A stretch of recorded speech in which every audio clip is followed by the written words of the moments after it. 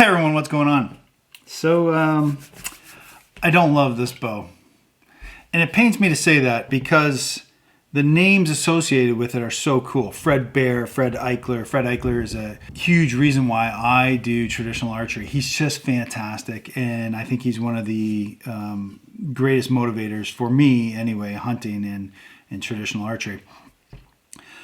He's made a lot of great bows. He's put his name, I should say, on a lot of great bows. The Hoyt Buffalo, the Hoyt Satori. This one, well, stick around to the end and I will tell you exactly why I don't love this one. Roll that intro.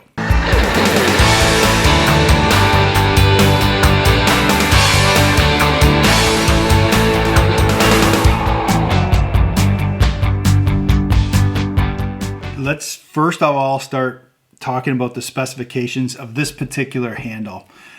This is the Fred Eichler Signature Series takedown from Fred Bear Bows, or Bear Bows. It comes in 3 colors. There is this one, which is I love. Like, I absolutely love this. So there are things I absolutely love about this bow, and there's some things I don't, and we'll talk about those. It comes in 3 colors, like I said. This is the Fred Bear camo. Comes in buckskin, which is sort of a tan color. Comes in hunter green. Really nice colors. And unlike other manufacturers, you don't have to pay for those extra colors. They are in the price. I'll get to the price in a second. This is an aluminum handle. It has these Fred Bear patented no tool limb pockets here. You can see those. And we'll talk about those in a minute too.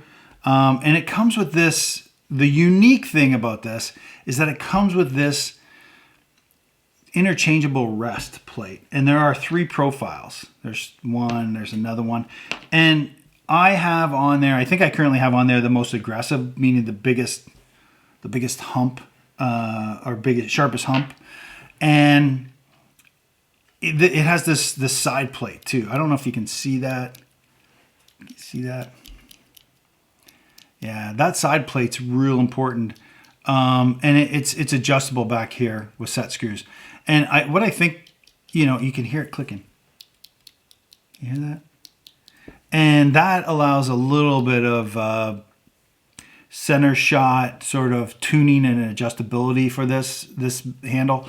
And it's good. It's really good. It comes with this rest, this bear hair rest or something like that. There's a whole big swath of it here that they give you when they send it out to you.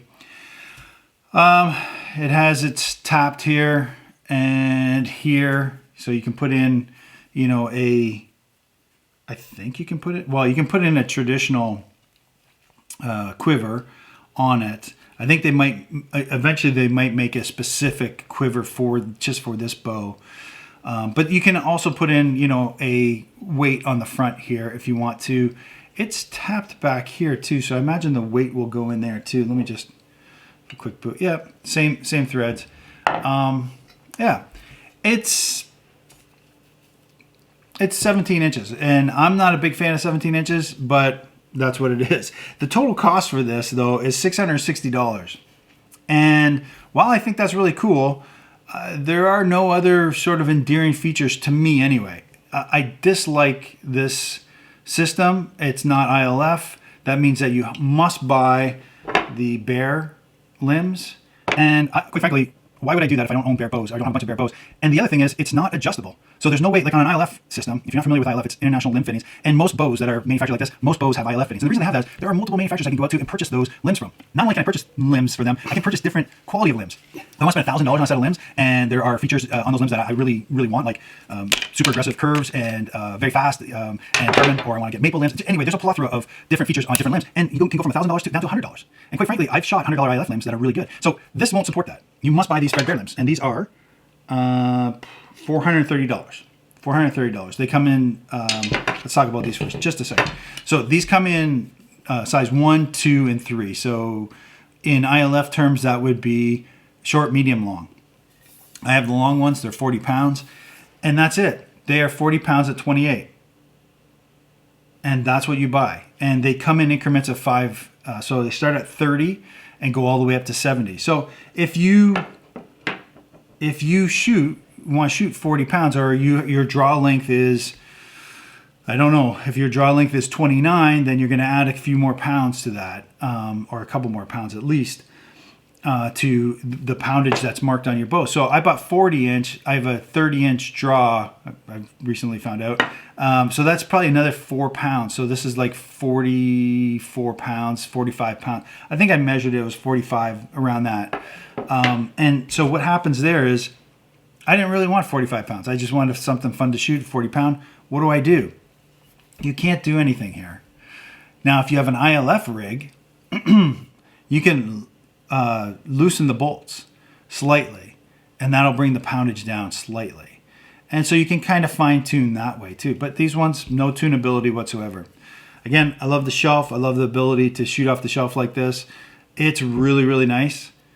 I mean, really nice. This is a really nice system. And so traditional manufacturers, I would say, look at this system so you can interchange that. And the shelf is cut past center, and it is, but still narrow. It's still a narrow shelf, so you can get lots of feather clearance there. Anyway, so those are some of the features that I like and dislike about the bow. Here's one other one. This is it. That's the handle that you get on the bow. There's no handle here like one of these. You can't put it on. It's not well, you can put it on. I'll show you in a second, but it's not drilled or tapped for that. But what I did was I just grabbed one from my WF 19, or my 19, and it slides on there. It fits on there pretty good. And even at 40 pounds, this was hurting my hand as I was shooting. Maybe I'm just weak, I don't know, or soft. But I asked Fred, this is the interesting thing. I did get a chance to talk to Fred Eichler about this bow briefly. We mostly talked about, I just was fanboying on him and telling him how much I love him. Because I do. If you've never watched Fred Eichler, watch him. He is the inspiration. You can tell he's an inspiration for my channel and most of my shooting.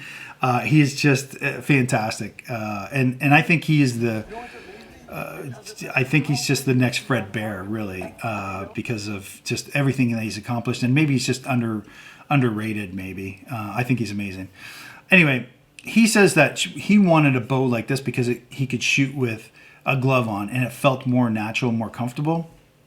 And it does have a nice, it does have a nice profile, except that's very, very thin.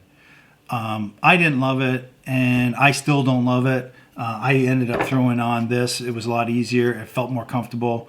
And so why I think that's not great is because you don't really index really that well with a handle like this.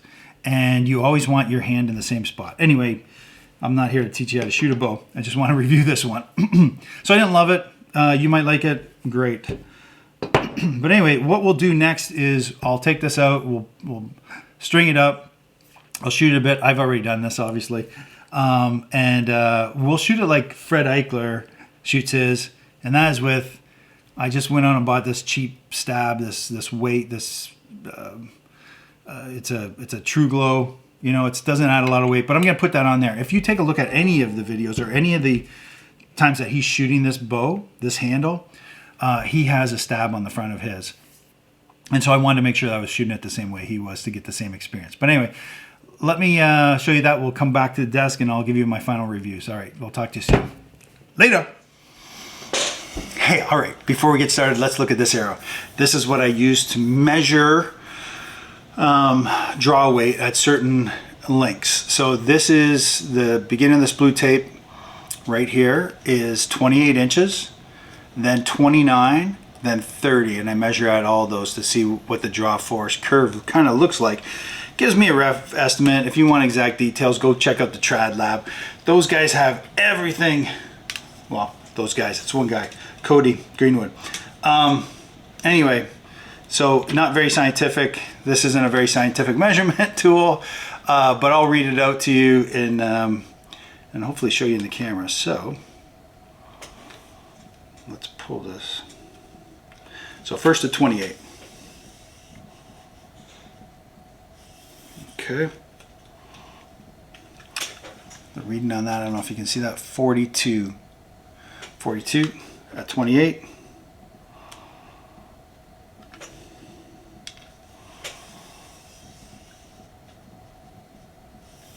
Okay. Oh, I must have went to the wrong one. That's actually 40. Let me see. I think I pulled it to the next line. I think I pulled it to 29.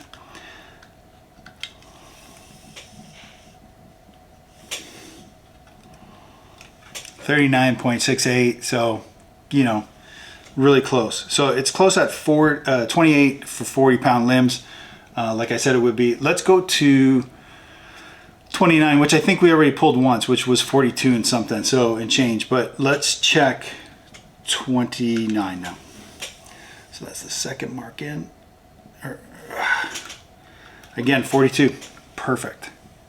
So about 2 pounds for every inch, or 28. Around that. That means the limbs are working really well. So good limbs. I don't expect these to be bad limbs. I expect them to be really good. So let's go 30. Okay. 46 at 30. So you see it's starting to stack a little bit. Okay. Let's try that again.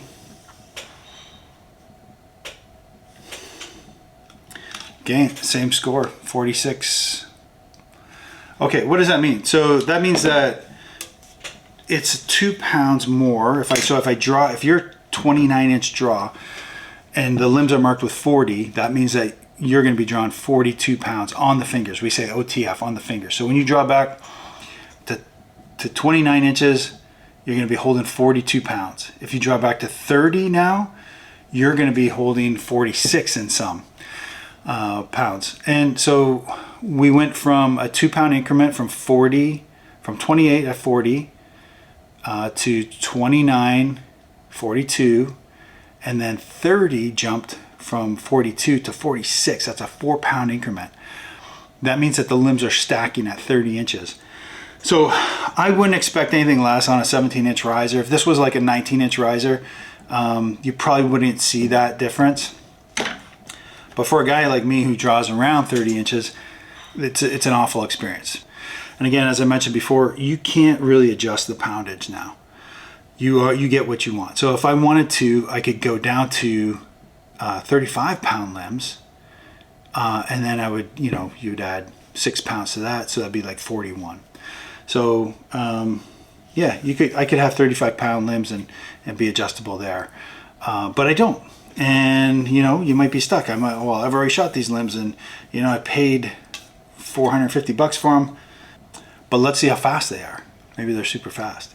And how we're going to do that. So I am going to shoot these Acmos.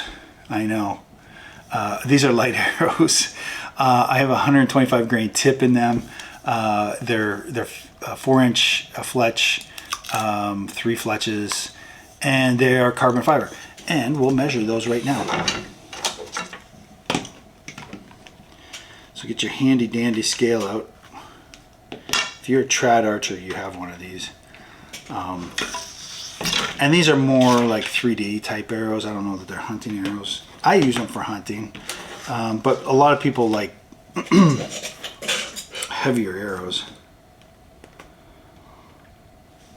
which is fine. Hunt the way you want. Don't let me tell you how to do it, and don't let anyone else tell you how to do it. I mean, you should listen to some people, but not me on this.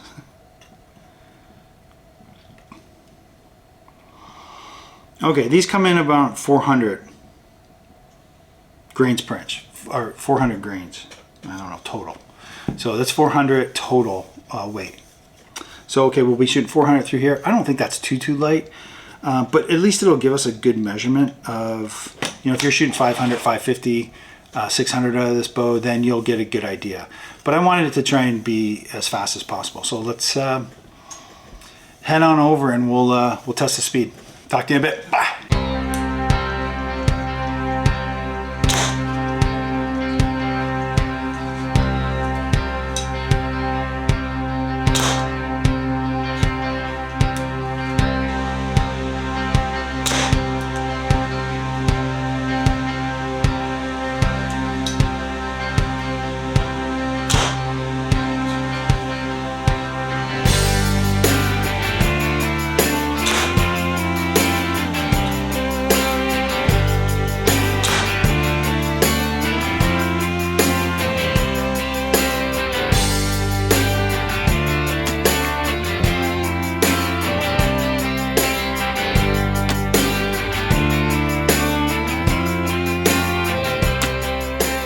Hey, all right, let's talk about this for a second. So you just saw me shoot a few arrows. You know, with this traditional bow, this is the Fred Eichler edition of the Bear recurve takedown bow with the Fred Bear pockets and limb mechanics here. You know, look at, I've got this stab on here. I've got a handle on here. It doesn't come with any of that stuff. And I don't know why, because just to shoot it without this handle on there, that's what it looks like. And even at 40 pounds, this is still a little bit of a pain in the butt. Doesn't feel comfortable after a while. So you could tape it or whatnot. And it does have a good profile. You know, it has a pretty decent profile. It's just, I put, you know, a Jaeger grip that I had sitting around. It's so light. This bow is so light. Putting this stab on here doesn't do a lot, but it does enough to stabilize the bow in your hand. And you don't need it, but if you take a look at Fred Eichler's videos, one will be up here, and you'll see that when he shoots his bow, he puts that on there too. He puts something on there. And so that's just for stability, and it does make a difference when I'm shooting this bow in terms of bringing my groups tighter together. Some of the things I really love about it is the shelf. It's just amazing the way he's cut that shelf in there. This little springy plate thing here that's adjustable by Allen keys in the back, or set screws I should say in the back. Pretty cool. There's you know, there's cutouts, all the stuff I talked about at the very beginning. But overall, you know, these limbs are really pretty good. I love them. And they feel good, feel smooth to pull and draw back, even at this shorter, it's, what did I say this was? This was a 62-inch bow. It's a 62-inch bow, and it still feels really comfortable to draw back. And it shoots, it's a great shooter. It is a great shooter. Those are the things I love about it. But this is a no-go. I don't know what happened here. But, so I like this. But this is my one gripe. And these limb pockets, don't hate me. They're awful. They just, I mean, they're great for takedown, and they're toolless for taking down, but why not just put ILF limbs on here? I know there's patents and stuff like that, and you know, this is a patent that Fred Bear has, but they're archaic. It's archaic. There's a bunch of screws on the back here, screws on the side. This thing is that flips open here is kludgy at best. You know, I have to use their limbs. They're not cheap, right? You can if this was ILF rig, you can start at the price of this bow would be a lot more affordable, right? But as it stands, you know, with the limbs and that, this is one of the most expensive 62-inch traditional bows on the market. If someone knows of a more expensive traditional bow, let me know. Is it worth the price? Yeah, no way. There are so many other bows on the market that are better and have ILF limb fittings that, unless you're a Fred Bear enthusiast or Bear Archery enthusiast, and you have a bunch of these limbs, or you know, you just really you need a Bear bow, then you know, go buy something that's a little bit cheaper, I would say, or at least the same price. There are 21-inch bows that are way more stable, and that are ILF, that cost relatively the same price.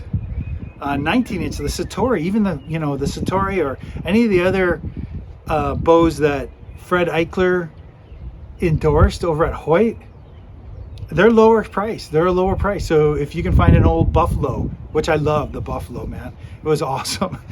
Great bow. So, you know, if you can find a Buffalo, by all means, Hoyt Satori, great bow. ILF fittings, you know, you can get into that at a really cheap cost. Anyway, I talked it to death. I hope I'm not hurting anyone's feelings, because I hate to do it. I like to shoot bows, man. I love it, and I like when people do really good. And I really love Fred Eichler. He's one of the reasons why I got into traditional archery and stayed in traditional archery. His enthusiasm for the sport is unparalleled. I literally believe that he is one of the, like, he's the next Fred Bear, right?